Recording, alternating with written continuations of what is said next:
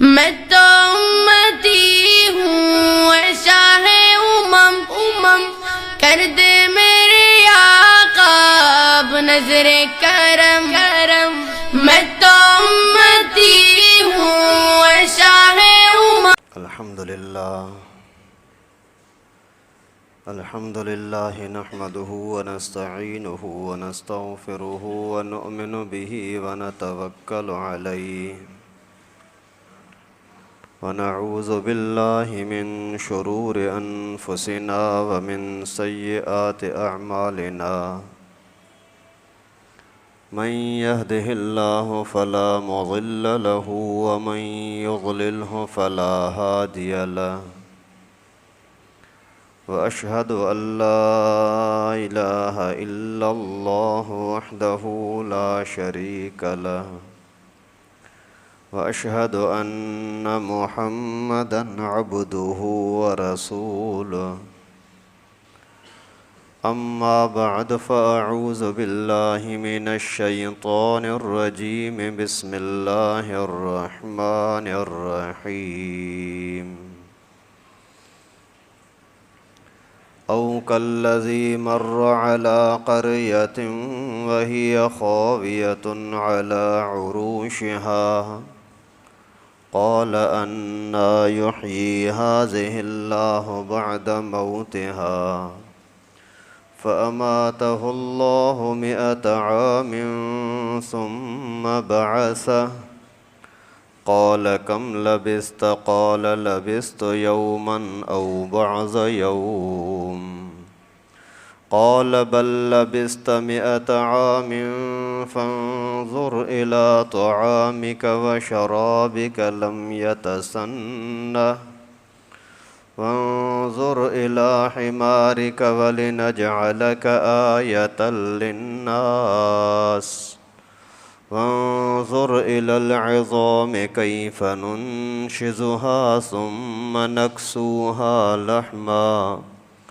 فلما تبين له قال أعلم أن الله على كل شيء قدير صدق اللہ العلی العظیم۔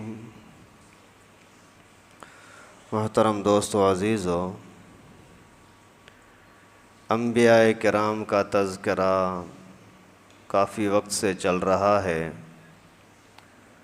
ابھی جو آپ کے سامنے میں قرآن پاک کی تلاوت کی، یہ سورہ بقرہ کی ایک آیت ہے جس میں اللہ تعالیٰ نے ایک نبی کا تذکرہ فرمایا ہے۔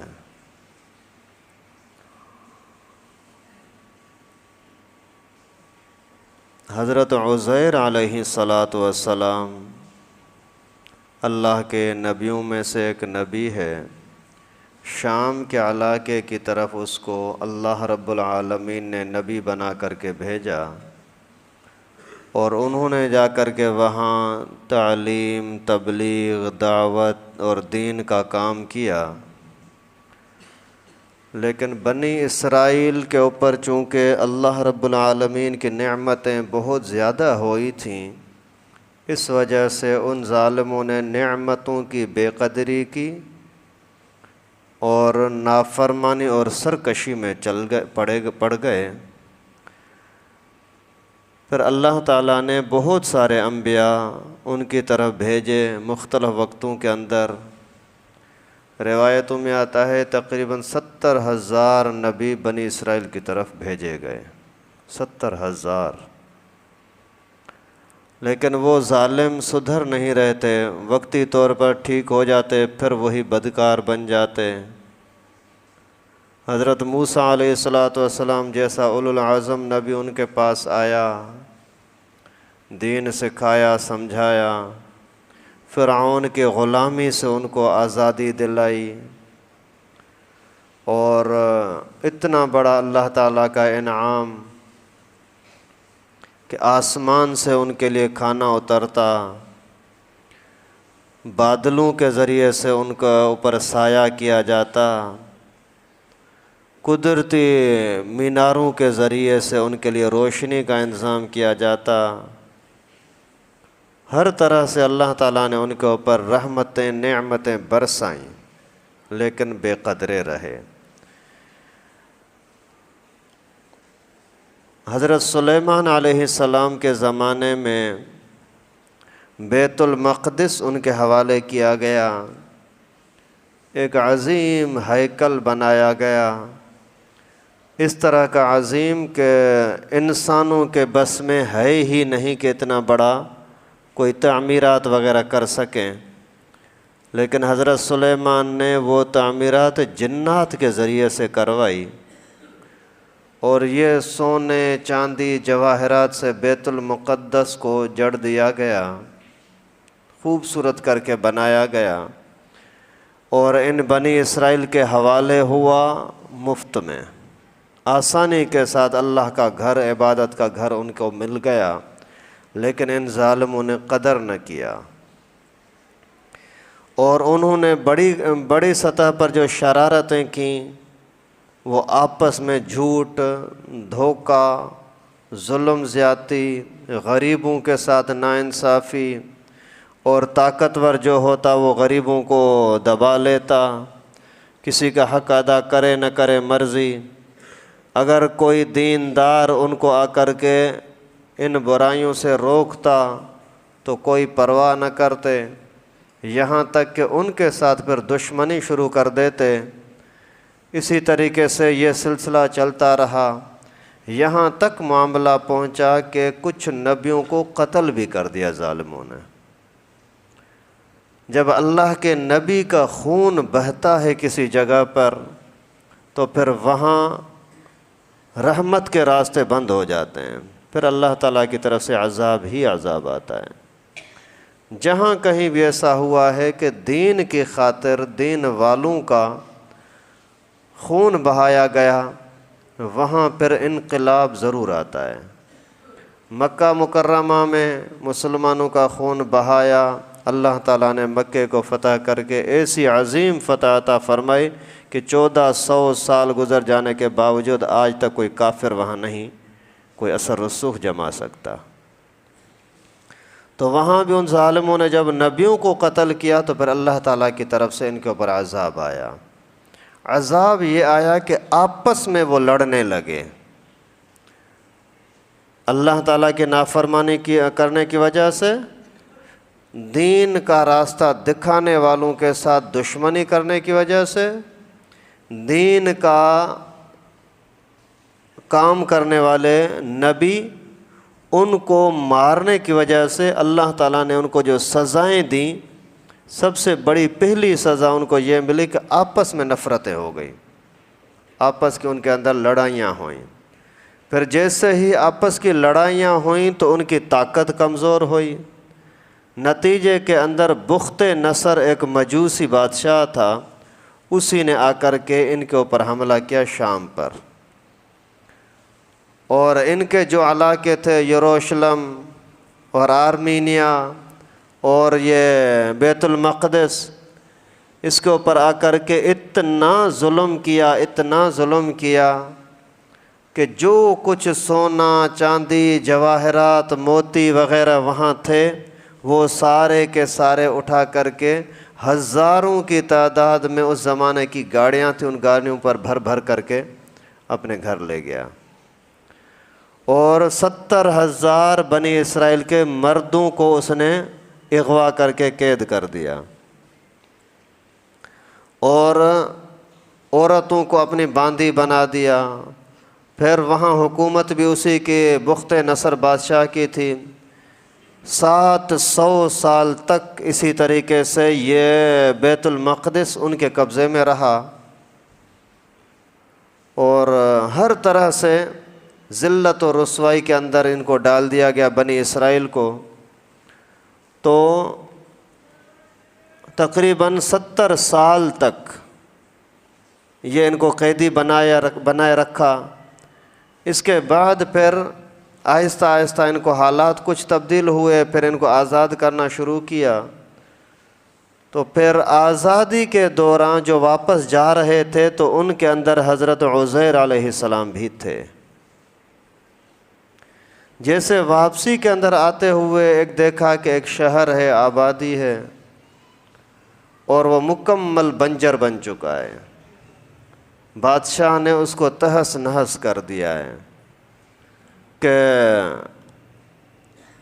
لوگ مارے گئے، جانور لے جائے گئے اور مکانات کو گرا دیا گیا۔ یہ اللہ تعالیٰ کی طرف سے ان کے اوپر عذاب آیا تھا۔ تو حضرت عزیر علیہ السلام کے دل کے اندر یہ افسوس ہوا کہ انا یحیی ھذہ اللہ بعد موتہا، اللہ تعالیٰ ابھی اس مردہ شہر کو، غیر آباد شہر کو کیسے آباد کریں گے؟ یعنی ایک امت کی فکر تھی کہ ان میری امت کی وجہ سے ہی یہ اللہ کا عذاب تو آیا، لیکن کیا یہاں پھر دوبارہ کوئی آبادی بھی ہو سکتی ہے؟ کیونکہ اللہ کے نبی کو فکر تو ہمیشہ امت ہی کی ہوتی ہے نا۔ اس کو دیکھیں کہ ان کی وجہ سے عذاب آیا، اور گرفتار لوگوں میں خود اللہ کے نبی بھی گرفتار ہوئے ہیں، لیکن اس کے باوجود جیسے آزادی ملی ہے تو بھی امت کی فکر۔ آج کل اگر کوئی عالم، کوئی بزرگ، کوئی دیندار اگر لوگوں کو سمجھائے بھائی ایسا نہ کرو اللہ کا عذاب آئے گا، ایسا نہ کرو اللہ کا عذاب آئے گا، پھر اگر وہ تھوڑی تکلیف میں آتا ہے تو پھر اس کو تانے دیا، ہاں تجھے بولا تھا نا، تو لائق ہی اس کا ہے، تیرے اوپر تو اور زیادہ سختی ہونی چاہیے تھی۔ خیر، اللہ کے نبی صلی اللہ علیہ وسلم اس وقت میں بھی اس فکر میں ہیں کہ ابھی اس میری قوم کا، اس بستی والوں کا کیا ہوگا۔ اسی فکر میں تھے کہ بھوک لگی، ابھی اور قافلہ آگے چلا گیا، یہ بیٹھ گئے ایک جگہ پر ایسے فکر کے اندر، کوئی درخت تھا، اسی زیتون کا درخت علماء نے لکھا ہے، اسی کے تنے پر ٹیک لگا کر کے بیٹھے، ابھی یہ سوچ رہے ہیں کیا ہوگا، کس طریقے سے لوگوں کو سمجھائیں۔ میں نے تو کوئی کمی کوتاہی نہیں کی، میں نے تو ہر طرح سے ان کو سمجھایا تھا، اللہ کی نافرمانی نہ کرو، حکومت اللہ تعالیٰ کی ہی ہے دنیا کے اوپر، آپ اگر اللہ تعالیٰ کے نافرمانی کرو گے تو کسی نہ کسی طرح کی پکڑ آئے گی، وہ آئی بھی، لیکن ابھی ان کو دوبارہ بھلا کس طریقے سے میں دین پر لے آؤں؟ اور یہ بنجر آبادی بھی نظر آ رہی ہے۔ تو سوچتے سوچتے اور وہاں بیٹھے، اپنا جو سواری تھی، سواری میں گدھا تھا، وہ باندھ دیا کسی درخت کے ساتھ، اپنا کھانا وغیرہ رکھ دیا ساتھ میں۔ کچھ مفسرین فرماتے ہیں کہ کچھ تو رکھ دیا، کچھ اپنے سامنے رکھا، روٹی اور اسی کے اوپر کچھ تیل وغیرہ ڈالا، انگور کا رس وغیرہ ڈالا تاکہ تھوڑی سی روٹی نرم ہو جائے اور اسی پانی کو، جوس کو تھوڑا جذب کر لے تو پھر میں کھاؤں۔ ابھی یہ جیسے ہی سامنے رکھا اسی ٹائم پر نیند آ گئی۔ جیسے نیند آ گئی تو اللہ تعالیٰ کی قدرت، نیند بھی ایسی آئی کہ 100 سال گزر گئے، 100 سال وہاں سوئے ہوئے ہیں۔ اللہ تعالیٰ کی قدرت، لوگوں کا اس طرف آنا جانا بند ہو گیا، کسی کو یہ ہمت ہی نہیں ہو رہی، اس طرف توجہ ہی نہیں جا رہی کہ ہمارا کوئی یہاں سے راستہ، کوئی دوسرا راستہ بنا دیا۔ 100 سال تک کوئی بندہ اسی درخت کے قریب، حضرت عزیر کے قریب آیا ہی نہیں۔ اللہ تعالیٰ کی مرضی ہے، ہر چیز اللہ ہی کے ہاتھ میں، جس کو جس طرح پھیر دے۔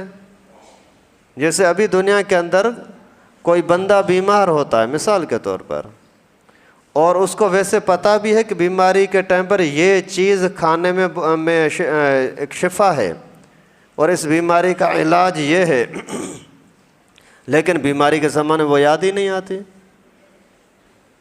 ہمارا ایک ساتھی تھا، وہ کہہ رہا تھا مجھے پیٹ میں درد ہوا اور 2 دن تک مجھے پیٹ میں سخت درد تھا، کچھ نہ کھا سکتا ہوں نہ پی سکتا ہوں۔ اور میرا ایک دوست تھا، وہ ناف پڑھتا تھا، ناف کا علاج کرتا تھا۔ تو 2 دن کے بعد میں نے اس کو فون کیا، یار بتاؤ، دیکھو تو صحیح مجھے ناف کا مسئلہ تو نہیں ہے۔ اس نے دیکھا، بولا ہاں ناف کا مسئلہ ہے۔ بولا یار اس کو تو دم کرو۔ اس نے دم کیا، 5 منٹ کے اندر اللہ کے فضل سے اس کو شفا مل گئی۔ تو پھر وہ کہتا ہے کہ مجھے پہلے سے پتہ تھا کہ یہ دم کرتا ہے اور قریبی میرا دوست بھی ہے اور بار بار اس طرح کا معاملہ ہوا بھی ہے، لیکن ابھی بیماری کے اندر 2 دن سے تڑپ رہا ہوں، کھانا پینا بند ہے، ہر وقت درد اور درد تکلیف کے اندر، لیکن اس کے باوجود وہاں ذہن ہی نہیں جا رہا۔ کیوں؟ یہ اللہ تعالیٰ کی طرف سے ہے نا، اس کو اتنے دنوں تک یہ بیمار رہنا تھا۔ تو خیر وہاں سے بھی لوگوں کا ذہن اللہ تعالیٰ نے موڑ دیا، کوئی بھی اس طرف آ ہی نہیں رہا کہ دیکھے کہ یہاں بھی کوئی بندہ سویا ہوا یا کوئی چیز ہے۔ 100 سال کے بعد اچھا ایسا ہوا کہ اسی دوران بخت نصر مر گیا، 5-6 سال کے اندر اندر مر گیا۔ اس کے بعد پھر وہاں کی حکومت کا زور ٹوٹنے لگا، بخت نصر کی حکومت کا۔ پھر فارس کے لوگوں نے آ کر کے یہاں حملہ کیا، اور ان کی وجہ سے یہ ہوا کہ بخت نصر کا مکمل تسلط ختم ہو گیا، فارس کے لوگوں کا وہاں حکومت بن گئی۔ پھر ان لوگوں نے حکومت سے کہا کہ ہمیں اجازت دو کہ ہمارا سامان جو یہاں سے لے جایا گیا ہے وہ واپس لے آئیں۔ یہ بھی اجازت مل گئی، آہستہ آہستہ وہ سامان واپس آ گیا، پوری بستی دوبارہ بنتے بنتے مکمل اچھی طرح سے آباد ہو گئی۔ 100 سال کا زمانہ کوئی چھوٹا تو نہیں ہے۔ آج کل کے زمانے میں اگر 10 سال کے سے پہلے کہیں گئے تھے، ابھی جاؤ تو پورا مکمل وہاں کا نظارہ تبدیل ہوتا ہے۔ جو سعودی عرب عمرہ کے لیے اور حج کے لیے جاتے ہیں بولتے ہیں یار پہلے آئے تھے تو یہ یوں تھا، پھر ابھی آئے ہیں تو یہ سارا یوں تبدیل ہو گیا ہے۔ تو 100 سال کا زمانہ گزرا، بہت زیادہ تبدیلی ہو گئی، مکمل شہر آباد ہو گیا۔ جیسے ہی اللہ کے نبی کی آنکھ کھلی تو دیکھا کہ یہاں اور تو کوئی ہے ہی نہیں۔ اسی ٹائم پر اللہ رب العالمین نے سے پوچھا کہ کم لبثت، کتنا وقت سویا؟ قال لبثت یوما او بعض یوم، یا 1 دن ہوا ہوگا یا اس سے بھی کم ہوا ہوگا، 1 دن ہوا ہوگا یا اس سے بھی کم ہوا ہوگا۔ تو اللہ رب العالمین نے فرمایا بل لبثت 100 عام، نہیں تجھے تو 100 سال ہو گئے ہیں۔ فانظر الی طعامک و شرابک لم یتسنہ، ابھی ہماری قدرت کو اپنی آنکھوں سے دوبارہ دیکھ لے۔ ایک تو یہ آپ نے دیکھ لیا کہ یہ شہر آباد ہو گیا، لیکن دوسری آپ کو مردے کے زندگی کی مثال ابھی تجھے دکھاتا ہوں۔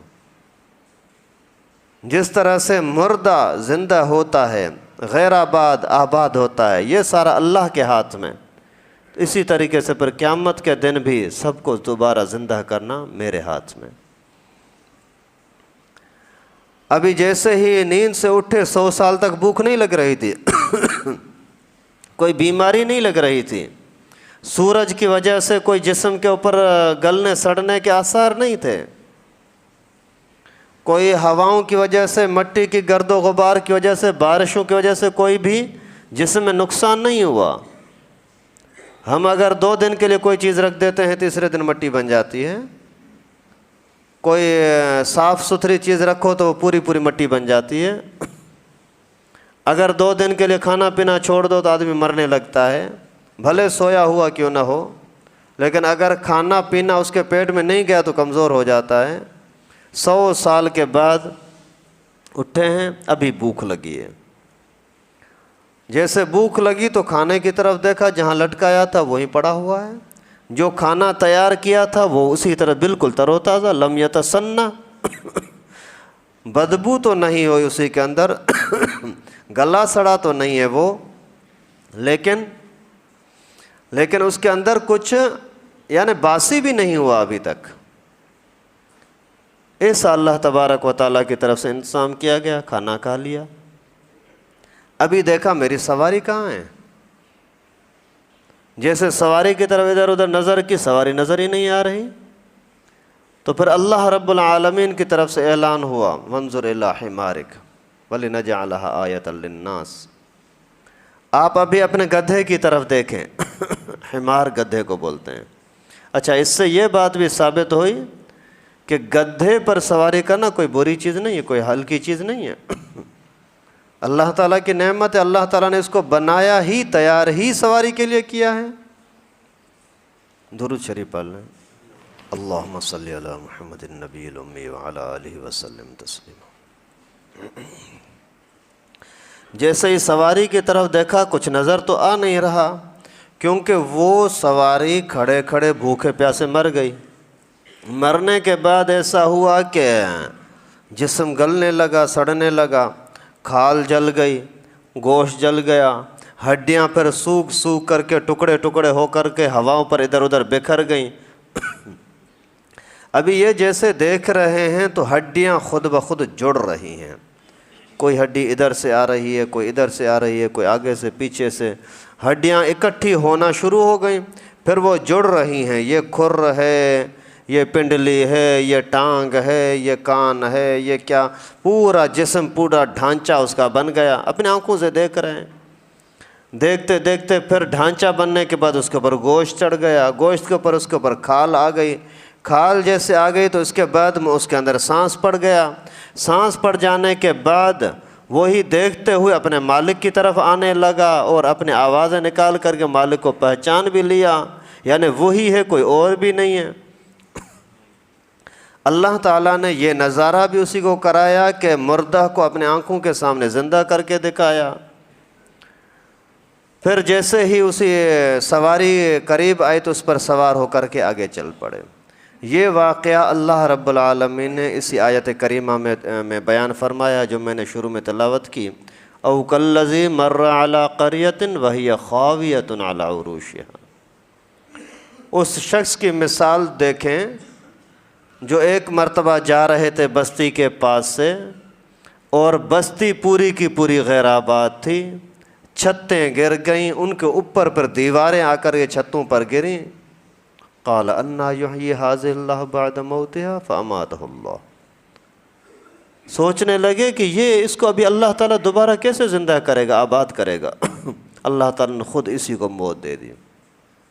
ثم بعث، پھر 100 سال کے بعد اٹھایا اور پوچھا، وانظر الی العظام کیف ننشزها ثم نکسوها لحما فلما تبین له قال اعلم ان اللہ علی کل شیء قدیر۔ پھر جب اپنی آنکھوں سے دیکھا کہ وہ ہڈیاں جڑ رہی ہیں، ان کے اوپر گوشت اور کھال چڑھ رہی ہے، تو پھر فرمانے لگے کہ اعلم ان اللہ علی کل شیء قدیر، جانتا ہوں، سمجھ لیا، اپنی آنکھوں سے دیکھ لیا، اللہ تبارک و تعالی ہر چیز پر قدرت رکھنے والے ہیں، اللہ تعالی حکمت اور ہر چیز کے اوپر غالب ہیں، جو چاہتے ہیں وہی کرتے ہیں۔ ابھی یہ واقعات اللہ رب العالمین نے قرآن پاک میں بیان کر کے اس امت کو بھی سبق دیا۔ اگر آپ دین کی نافرمانی کرو گے تو پھر اللہ تعالیٰ کی طرف سے عذاب آئیں گے۔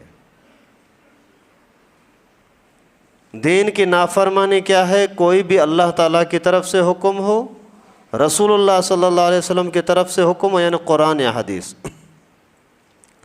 ان کو اگر آپ چھوڑ دو، ٹھکرا دو، یا پھر دین بتلانے والے جو لوگ ہیں ان سے اگر تم نفرت کرنے لگو یا ان کے ساتھ لڑائی کرو، دشمنی رکھو، تو نتیجے کے اندر اللہ تعالیٰ کی طرف سے عذاب آئیں گے، یقیناً آئیں گے۔ یہ اللہ تعالیٰ کا اعلان ہے، وعدہ ہے، ایسا ہر حال میں ہوگا۔ سارے جو قومیں تباہ ہوئی ہیں، جن جن کا تذکرہ اللہ رب العالمین نے قرآن میں فرمایا، سب کا تو ذکر نہیں فرمایا، کیونکہ مقصد ہوتا ہے نصیحت کرنا اور اس واقعات سے سبق حاصل کرنا۔ وہ چیزیں اللہ رب العالمین نے قرآن پاک میں بیان فرمائیں۔ تو دشمنی رکھیں اور عذاب نہ آئے، ایسا نہیں ہوتا۔ عذاب کے حقدار کو عذاب ملتا ہے، کبھی کبھار دنیا کے اندر ظاہر ہوتا ہے، کبھی آخرت کے اندر۔ تو کبھی بھی یہ یعنی اپنے اندر سے نکال دیں ہر حال میں، کوئی بھی اللہ تعالیٰ کا حکم سامنے آ گیا سر آنکھوں پر، نافرمانی کا سوچو تک نہیں، ورنہ کوئی نہ کوئی پریشانی آ جائے گی، اعمال برباد ہو جائیں گے، بیماریاں آ جائیں گی، سکون چھن جائے گا، رزق روزی کا سلسلہ بند ہو جائے گا، دشمنیاں ہو جائیں گی، اور پھر پھر دشمن آپ کے اوپر مسلط ہو جائیں گے، پھر نتیجہ یہ ہوگا کہ ذلت و رسوائی۔ اللہ تعالیٰ سے دعا ہے کہ اللہ پاک ہمارے حال پر رحم فرمائے، ہر طرح کی نافرمانی سے پناہ نصیب فرمائے۔ وآخر دعوانا ان الحمدللہ رب۔ لائک کریں ہمارے چینل کو اور سبسکرائب کریں اور بیل آئیکن کو دبانا نہ بھولیں۔